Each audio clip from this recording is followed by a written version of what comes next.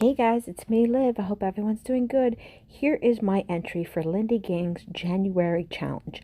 So for this month, they wanted you to follow that color scheme and use the theme winter. So I thought I would go ahead and give that a shot. And I am going to start with these three colors. Now, I usually pre-spritz my paper just a little bit. And I'm starting with Hydrangea Blue, then Pop Rocket Purple, and then finally with some Silent Night Silver. So I'm going to go ahead and splatter that on those three colors that you're going to see me do here and see what they turn out like. Now, this is usually the funnest part, or could be the most chaotic part, I guess, of the Lindy Gangs if your colors don't exactly come out like you're expecting, which is kind of what you're going to see me do here. That's why I thought I would actually talk out this one, because I had to use a couple of colors to get what I had in my mind to match the color scheme that they gave me. First of all, I was way too heavy-handed with the blue. So as you can see, the blue dominated on here. Second, one of the things you never know with Lindy Gangs is what other colors may come out from these. And that Silent Night Silver had way too much other reds and yellows that I did not want in this project. So I had to figure out how I was going to switch that.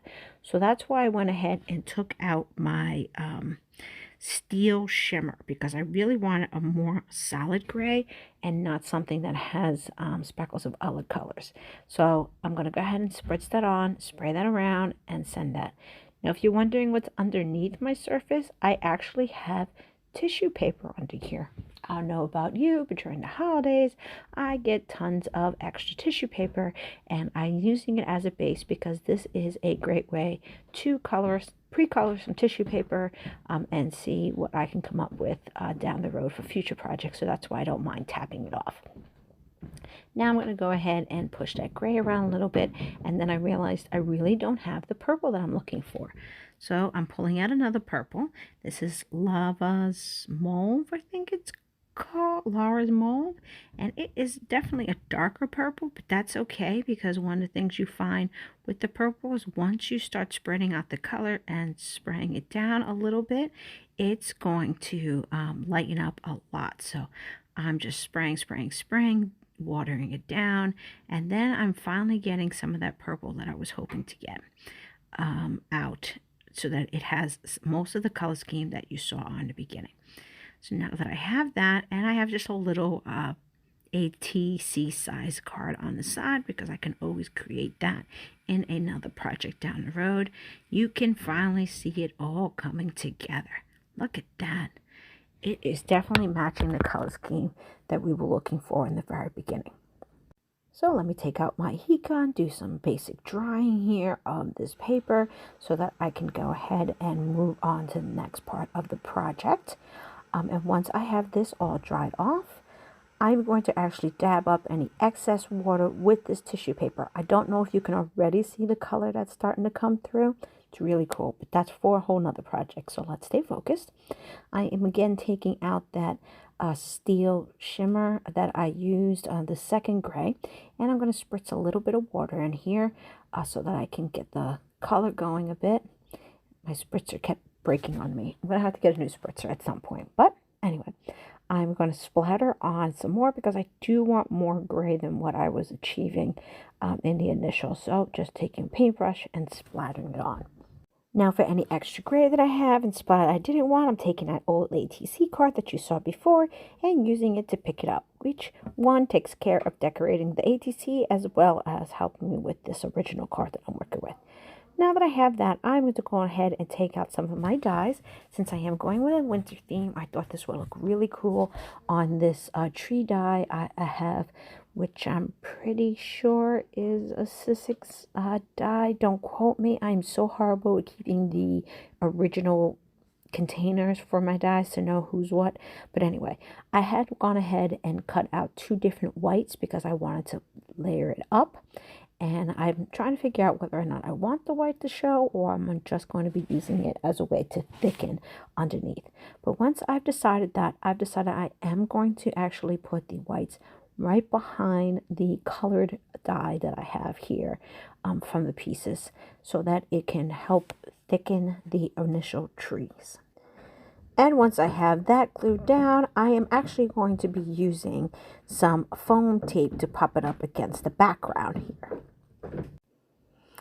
So I'm just trying to figure out, do I want it here or do I want it all the way on the very bottom? And after I thought about it, I decided I am going to put it all the way on the very bottom and leave the top part. And this would be a good place to take out a stencil and start using that to create some snowflakes. So I'm just using some white pigment ink that I have. This one I believe is an old one that I have in my stash from close to my heart. It's called White Daisy. I have the stencil also in my stash, and I'm just using the snowflakes on it. Now I'm just going to be switching the orientation a little bit of the stencil so I get a whole bunch of snowflakes on the part that is before where the trees are going to lie. So as you can see, now I've kind of have it all scattered out, and I'm just again using that same pigment ink all throughout, some a little bit lighter, some a little bit really bright white, depending on how much ink I want on there.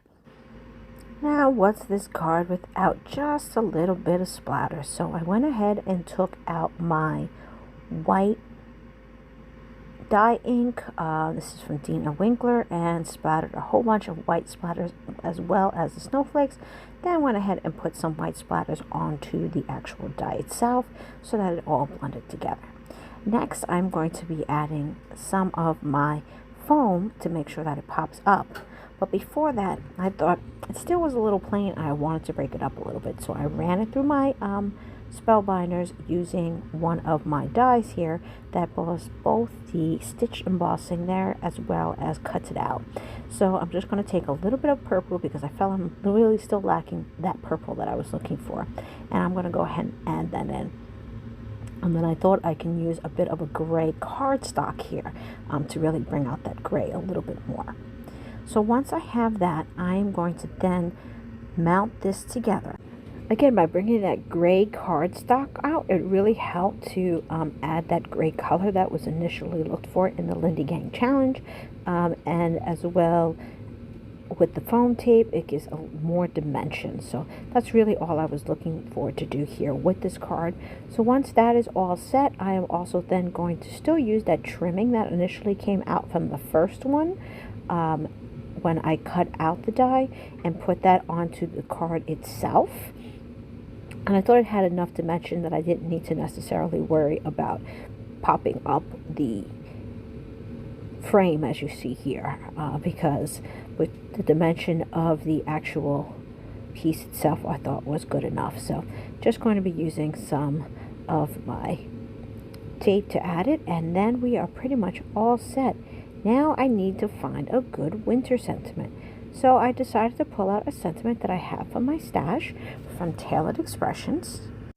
Now this one is called, and it says, Walking in a Winter Wonderland. And I don't know about you, but what I tend to do is I stamp out a whole bunch of sentiments on white cardstock, usually, and keep them in a huge pile so it didn't exactly match.